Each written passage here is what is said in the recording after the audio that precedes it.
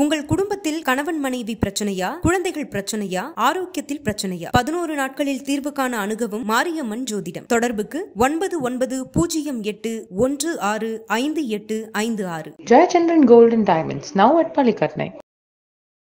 Police விசாரணையில் Nelson மனைவி இவங்களுடைய அக்கௌண்ட்ல பணம் போயிருக்கு, எதுக்காக போயிருக்கு அப்படின்னு விசாரணை வரும்போது இவங்களுக்குள்ள ஏதோ ஒரு டீலிங் இருக்கு. அந்த 75 லட்சம் ரூபாய் பண பரிமாற்றத்தில் நெல்சன் மனைவிக்கும் மொட்டை கிருஷ்ணனுக்கும் தொடர்பு இருக்கு. பண பரிவர்த்தனை அங்கே யாருடைய அக்கௌண்ட்ல யாருக்கு போயிருக்கு, அந்த இடைப்பட்ட இந்த 2 பேர், ஒன்று மொட்டை கிருஷ்ணன், அவருடைய நெல்சன் மனைவி, கைபேசி இணைப்புகள் இருக்க தொடர்புல விசாரிக்கும் போது தான் அடுத்தடுத்து நகரும் போகுது. அந்த வகையில் விசாரிக்கப்பட்டிருக்கிறாங்க, அவ்வளோதானே தவிர அடுத்த கட்டமாக என்ன நடவடிக்கைன்றது அவங்க மேலே தெரிய வருது. பெரிய தலைவரை போய் நெருங்குறதுக்குள்ள இந்த கேஸே மக்கள் மறந்துற அளவுக்காண்டி ஒவ்வொருத்தவங்களா சேகரிச்சுட்டே போறாங்க. இதுக்கு பின்னாடி இவர் இருக்கிறார், அவர் இருக்கிறார், ஊடகத்தெல்லாம் உட்கார தேவை, நேராக போயிட்டு இந்த நபர் மேலே எனக்கு சந்தேகம் இருக்குன்னு சொல்லி ஒரு லிஸ்ட்டை போட்டு எழுதி கொடுத்துட்டு வாங்க, கையெழுத்து போட்டு என்ன ஆகிட போது ஒன்று சொன்னா யாருன்னு சொல்லிடணும். எதுவுமே சொல்ல முடியல, அப்போ பொத்திக்கிட்டு இருக்கணும். பல வழக்குகள் தமிழ்நாட்டிலே நடந்திருக்கு சார். ஆலவந்தார் கொலை வழக்கு, லட்சுமிகாந்தர் கொலை வழக்கு, அதுக்கு பின்னாடி சில ரகசியங்கள் இருக்கும், அது கூட வெளியாகிடும். அது எதுக்காக, கற்பழிப்புக்காக கொலை செய்யப்பட்டாங்களா அல்லது என்ன லாபத்துக்காக கொலை பண்ணாங்க, அதெல்லாம் கடந்த காலத்தில் நிறைய வழக்குகள் சேலஞ்சிங்கான வழக்கெல்லாம் இருக்கு. என்னுடைய அனுபவத்தில் நான் பார்க்குறேன், இது போன்ற ஒரு கொலைக்கு பின்னாடி இவ்வளோ பெரிய நெட்வொர்க் வேலை செஞ்சுருக்குதுன்னு சொன்னால் அது ரொம்ப ஆச்சரியமாக இருக்குது. போலீஸ் விசாரணைனா தனிநபர் விருப்பத்துக்கு அந்த மாதிரிலாம் கொண்டு போக முடியாது. இந்த வழக்கில் பொறுத்த வரைக்கும் சர்வ கட்சியில் இருக்கிறவங்களும் 2ஆம் கட்ட தலைவர் கூட கிடையாது. அவங்கலாம் ஒரு பதவியை வச்சுக்கிட்டு ஒரு சேஃப்டிக்காக இருந்தவங்க தான். 2 விஷயம் வச்சுருக்காங்க. ஒன்று அட்வொகேட் சர்டிஃபிகேட் இருக்குது, இன்னொன்று கட்சியோட பதவி இருக்குது. ரெண்டுத்தையும் வச்சுருந்தா அது இருக்காங்க. இதை நம்ம மீடியாவில் உட்காந்து பேசுகிறவங்கலாம் இஷ்டத்துக்கு ஒரு கதையை நீங்கள் சொல்லிட்டு இருந்தீங்கன்னா,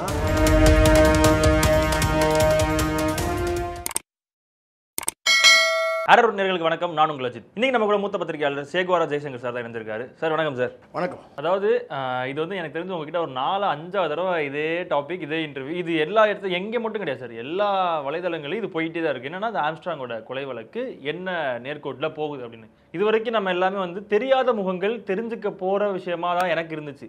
ஆனால் இப்போ சமீபத்தில் வந்த ஒரு 2 முகங்கள் பார்த்தீங்கன்னா ரொம்ப பரிச்சயமான முகங்கள். இவங்க எப்படி இதுக்குள்ளே வந்தாங்க அப்படிங்கிறது ரொம்ப ஆச்சரியமாக இருந்துச்சு. என்னன்னா, நெல்சன் அவர்களோட மனைவியோட பேர் அடிபட்டது, விசாரணை ஏற்பட்டுச்சு. அவங்க தரப்புல ஒரு விஷயங்கள் சொன்னாங்க. 75 லட்சம் கை மாறி இருக்கின்ற மாதிரியான செய்திகள்லாம் வருது. நெல்சனையும் கூப்பிட்டு விசாரிக்கிறாங்க. இந்த ஒரு கனெக்ஷன் எங்கே ஆரம்பிச்சு எப்படி போச்சு சார்? அது இல்லை, இது போலீஸ் விசாரணையில் இந்த கைபேசிகள் இணைப்பு இருக்கு இல்லையா, கான்டாக்ட், அந்த கான்டாக்டில் நம்மளோட தான் பல கான்டாக்ட் வச்சுட்ருக்குறோம் ஃபோனில், சரிங்களா? எல்லாருடைய பின்னணி என்னன்றது நமக்கு தெரியாது. இப்போ நீங்கள் அறிமுகமாகறீங்க, ஒரு ஆங்கராக நீங்கள் அறிமுகமாகறீங்க, நான் உங்களுடைய நம்பர் நான் சேவ் பண்ணுறேன். அதே மாதிரி என்னுடைய நம்பரும் நீங்கள் சேவ் பண்ணிக்கலாம். என்னுடைய பின்னணியும் உங்களுடைய பின்னணியும் எனக்கு தெரியாது தான். இப்படி ஒரு வகையில் பல கான்டாக்டுகள் இருந்து அந்த கான்டாக்ட்ஸ் எல்லாம் இவங்க போலீஸ் இது பண்ணும்போது, சர்ச் பண்ணும்போது அதில் மொட்டை கிருஷ்ணன்றவர் அவருடைய இணைப்புகளை பற்றி பார்க்கும்போது அந்த இணைப்பில் தான் இவங்க வராங்க. கைபேசி இணைப்பில் இவங்களுடைய நம்பர் வருது. அதை தொடர்ந்து இவங்க பண பரிவர்த்தனைகளை இது பண்ணும்போது எந்த அக்கௌண்ட்லேருந்து யாருக்கு எவ்வளோ பணம் போயிருக்குன்னு பார்த்தீங்கன்னா, இவங்களுடைய அக்கௌண்ட்லேருந்து பணம் போயிருக்கு, இன்னாருக்கு போயிருக்கு, எதுக்காக போயிருக்கு அப்படின்னு விசாரணை பண்ணும்போது இவங்களுக்குள்ள ஏதோ ஒரு டீலிங் இருக்குது. அந்த 75 லட்ச ரூபா பண பரிமாற்றத்தில் நெல்சன் மனைவிக்கும் மொட்டை கிருஷ்ணனுக்கும் தொடர்பு இருக்குன்ற அந்த விசாரணை தெரிய வந்திருக்கு. அந்த விசாரணை அடுத்த கட்டமாக எந்த நிலையில் இருக்குன்றது தெரியல. அது விசாரணை நடத்தப்பட்டது, நெல்சன் அவர்கிட்ட விசாரணை நடத்தப்படுன்ற மாதிரி இருந்தது. ஒருவேளை இந்த வழக்குக்கும் அந்த பண பரிவர்த்தனைக்கும் தொடர்பு இருக்கா இல்லையான்றது அடுத்த கட்ட. இப்போ அதுதான் சார் நிறைய இதாக இருந்துச்சு. என்னன்னா, ஒரு இந்த கேஸில் எப்பயுமே ஒருத்தர் பிடிச்சாங்கன்னா அவங்கள பற்றி அடுத்தடுத்து போகும்.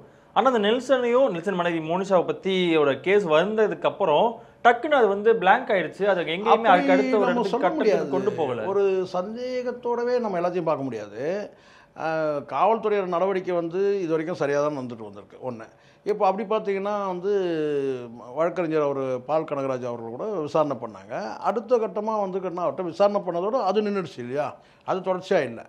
இப்போ இருக்கிறவங்கள காவலில் எடுத்து விசாரிக்கும் போது அவங்களுடைய விசாரணையின் அடிப்படையிலையும் அவங்க கைபேசி இணைப்புகள் இருக்க தொடர்புகளை விசாரிக்கும் போது தான் அடுத்தடுத்து நகரு போகுது. திரு பால் கனகராஜ் அவர்கள் நமக்கு தெரிஞ்ச ஃபெமிலியரான நபர்ன்றதுனால நமக்கு தெரியுது. இந்த வழக்கு விசாரணையை வந்து அவர்கிட்ட பண்ணியிருக்கிறாங்க. ஒரு ஃபேமஸான ஒரு அட்வொகேட்னு தெரியுது. அதே மாதிரி இங்கே நெல்சன் வந்து மனைவி வந்து இயக்குனருடைய மனைவின்றதால நமக்கு தெரிய வருது. அதே மாதிரி அவங்க கூட ஒரு வக்கீல் தான் அப்படின்ற அதுதான் நான் அப்போது இந்த வழக்கு விசாரணையில் வந்து எவ்வளோ பேரை வந்து காவல்துறையினர் கூப்பிட்டு விசாரணை பண்ணுவாங்க.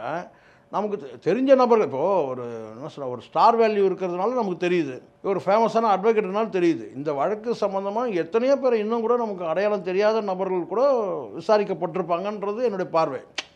இப்போது ஒரு முக்கியமான ஒரு நபரை வந்து விசாரிக்கிறாங்கன்னு அந்த விசாரணைக்கு போகும்போது அவங்க வெளிச்சத்துக்கு வந்துடுவாங்க ஆட்டோமேட்டிக். ஏன்னா இவங்கெல்லாம் பிரகாசிக்கிற இடத்துல ஒரு பெரிய ஸ்டார் வேல்யூவில் இருக்கிறாங்க. ஒரு இயக்குனருடைய வந்து பிரபலமான இயக்குனர், அதுவும் நெல்சன் வந்து ரஜினியெலாம் வச்சு இயக்கியிருக்கிறான்னு போது அப்போது வந்து ஒரு ஃபேமஸான ஒரு இயக்குனர் அவருடைய மனைவியை கூப்பிட்டு இந்த வழக்கு சம்பவம் விசாரிக்கும் போது அது லீக் ஆகும்.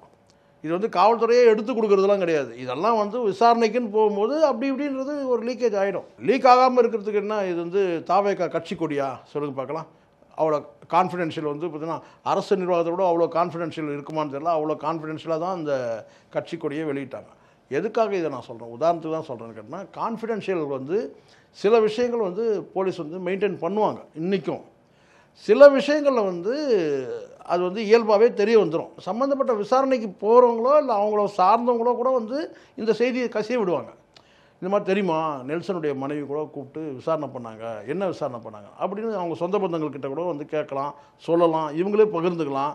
இந்த மாதிரி என்னை கூப்பிட்டு கேட்டாங்க, நான் இது மாதிரி சொன்னேன்னு சொல்லிட்டு. அதனால் இதெல்லாம் வந்து இயல்பாக வந்து நடக்கக்கூடிய விஷயம். ஆனால் காவல்துறைக்கு குறிப்பிட்ட நபரில் வந்து டீடைன் அதாவது அரெஸ்ட் பண்ணி உள்ளே வைக்கணும் அப்படின்ற ஒரு கட்டாயம் வரும்போது அது வந்து செய்தியாக வந்து வரத்துக்கான வாய்ப்பு இருக்குது. அவங்க தரப்புலேயே கூட நாங்கள் இந்த கைது செய்து அந்த வழக்கு சம்மந்தம் சொல்லிட்டு அவங்களே வந்து இன்ஃபர்மேஷன் கொடுப்பாங்க ப்ரெஸ் மீடியாவுக்கு. அது வந்து ரகசியமான விசாரணை அவங்க எங்கே வச்சுருக்காங்கன்னு ரகசியத்தை காக்கணும்னு முடிவு பண்ணிட்டாங்கன்னா காவல்துறை ரகசியம்தான் கடைசி வரைக்கும். ஆனால் கைது செய்து வந்து அதை டிக்ளேர் பண்ணுறாங்கன்னு சொன்னால் அது வந்து ப்ரெஸ் மீடியாவுக்கு அவங்களே சொல்லுவாங்க. அந்த வகையில் விசாரிக்கப்பட்டிருக்கிறாங்க, அவ்வளோதானே தவிர அடுத்த கட்டமாக என்ன நடவடிக்கைன்றது வந்து அவங்க மேலேன்றது தெரிய வரும். விசாரணை பண்ணியிருக்கிறாங்க, அந்த விசாரணை செய்தி வெளியாகிருக்குது. அது வந்து ப்ரெஸ் மீடியா பீப்புளுக்கு கொடுத்தது வந்து யார் கொடுத்துருப்பாங்கன்னா சம்மந்தப்பட்ட நபர்களோ இல்லை வந்து பார்த்தீங்கன்னா செய்தி கசியும் போது அப்படி சேகரிச்சிருக்கலாம். காவல்துறையில் வந்து அதிகாரப்பூர்வமாக செய்தியை வெளியிட்டு இன்னாரை நாங்கள் வந்து விசாரணைக்கு வந்து நாங்கள் வந்து அழைத்தோம், விசாரணை தெரிய வந்தோம்னா அவங்கள நாங்கள் கைது செய்கிறோன்ற அந்த மாதிரி நடவடிக்கை எதுவுமே காவல்துறை தரப்புலேருந்து வெளியிடல. இது வந்து என்னென்னா அந்த என்ன சொல்கிறாங்க அந்த சோர்சஸ் மூலமாக வந்து வெளியே வருது. என்னென்னா இந்த மாதிரி வந்து நெல்சன் மனைவியை கூட கூப்பிட்டு விசாரணை பண்ணியிருக்காங்க, அந்த மொட்டை கிருஷ்ணா நெல்சனையுமே விசாரணை பண்ணாங்க அப்படின்ற மாதிரி ஒரு நியூஸ்லாம் பண்ண போகிறதா சொன்னாங்க. ஆனால் பண பரிவர்த்தனை அங்கே வந்து யாருடைய அக்கௌண்ட் வந்து யாருக்கு போயிருக்கு, அந்த இடைப்பட்ட இந்த 2 பேர், ஒன்று மொட்டை கிருஷ்ணா அவருடைய நெல்சன் மனைவி, இந்த விசாரணை தான் நடத்தியிருக்கிறாங்கன்றது தான் சரி. இப்போ என்ன நிலையில் போயிட்டு இருக்கு சார் இப்போ இது வந்து அதுதான் இப்போ அடுத்த இப்போ நேற்று 2 பேரை வந்து கைது பண்ணிருக்காங்க. கிட்டத்தட்ட லிஸ்ட்டு வந்து 27 தாண்டி போயிடுச்சு. இப்போ இது வந்து எனக்கு தெரிஞ்ச வரைக்கும் பல வழக்குகள் வந்து இதை வந்து தமிழ்நாட்டிலே நடந்திருக்கு சார். ஆலவந்தார் கொலை வழக்கு, லட்சுமிகாந்தர் கொலை வழக்கு பழைய காலத்தில் குறிப்பிட்ட ஒரு 5 வருஷம் 6 வருஷன்ற போது பார்த்தீங்கன்னா சில கொலை வழக்குகள் வந்து சவாலாக இருக்கும். அதை போலீஸ் வந்து கண்டுபிடிப்பாங்க. அதுக்கு பின்னாடி வந்து சில ரகசியங்கள் இருக்கும், அதுவும் கூட வெளியாகிடும். அது எதுக்காக கற்பழிப்புக்காக கொலை செய்யப்பட்டாங்களா அல்லது என்ன கெயின் டு மர்டர், என்ன லாபத்துக்காக கொலை பண்ணாங்க, பலனுக்காக கொலை பண்ணாங்கன்றதெல்லாம் இருக்குது. அதெல்லாம் வந்து கடந்த காலத்தில் நிறைய வழக்குகள் வந்து சேலஞ்சிங்கான வழக்கெல்லாம் எடுத்துருக்கேன். ஆனால் என்னுடைய அனுபவத்தில் நான் பார்க்குறேன், இது போன்ற ஒரு கொலைக்கு பின்னாடி இவ்வளோ பெரிய நெட்வொர்க் வந்து வேலை செஞ்சுருக்குதுன்னு சொன்னால் அது ரொம்ப ஆச்சரியமாக இருக்குது. நம்ம வந்து கடந்த காலத்தில் இந்த பூலாந்தேவி வழக்காக இருக்கட்டும், அவங்களுடைய வந்து கிட்டத்தட்ட ஒரு 27 ஆண்டு கால போராட்டம் நினைக்கிறாங்க. அவங்க அவ்வளோ காலம் போராடினவங்க கூட இத்தனை பேர் பூலாந்தேவி கூட இவ்வளோ பெரிய வந்து ஒரு நெட்வொர்க் வேலை செஞ்சுருக்குமான்றது தெரியல. இதனாலேயே வந்து திரு ஆம்ஸ்ட்ராங்கோடைய வந்து கேட்டால் வந்து அவருடைய வாழ்க்கையே வந்து ஒரு ஆய்வுக்கு உட்படுத்தப்படுமோன்ற மாதிரி கூட இருக்குது, ஆய்வு செய்யப்படுமான்னு இருக்குது.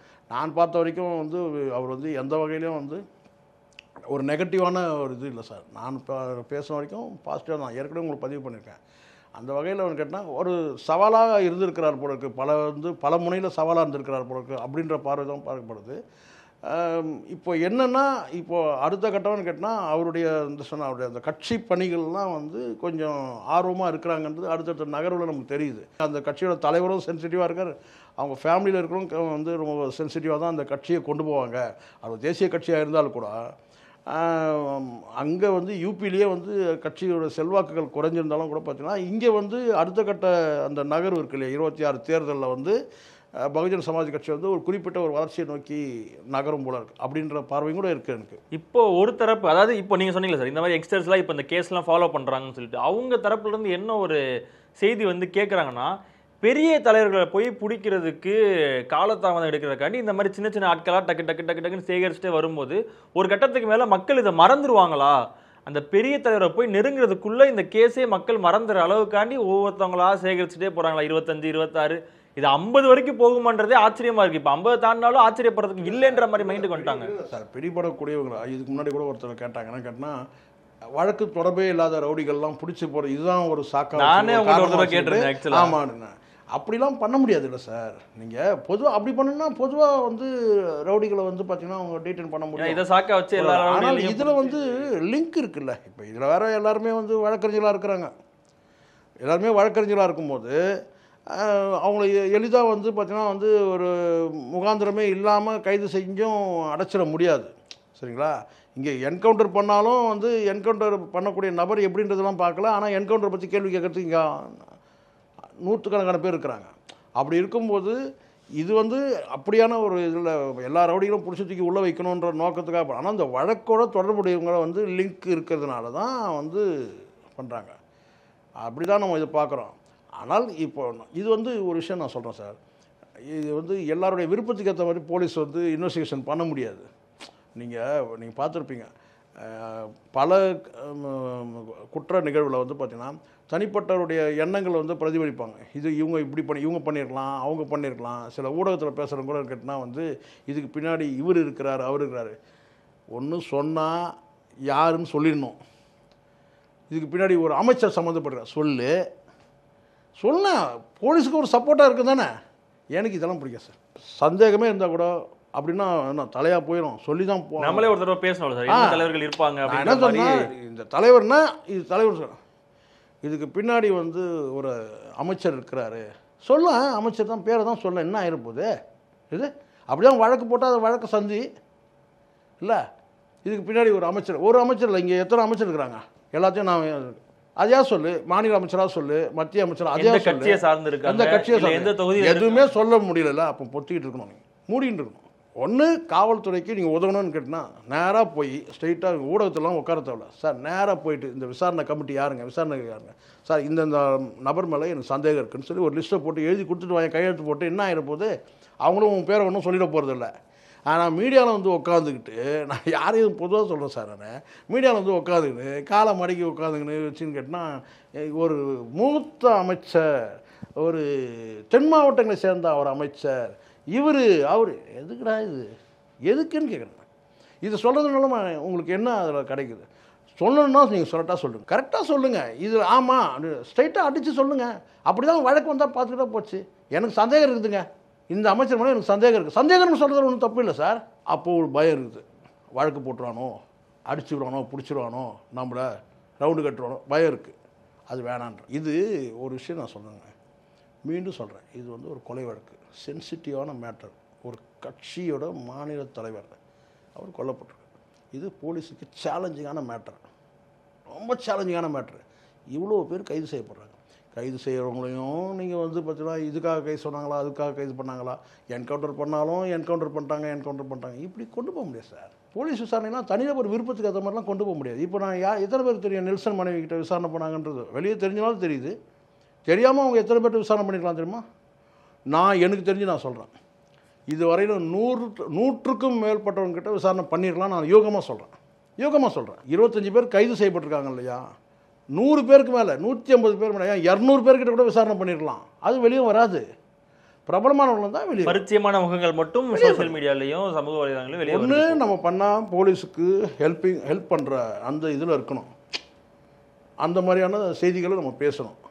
அப்படி இல்லைன்னா நான் கேட்டிங்கன்னா வந்து பேசவே கூடாது, வெளியே வந்துடணும்.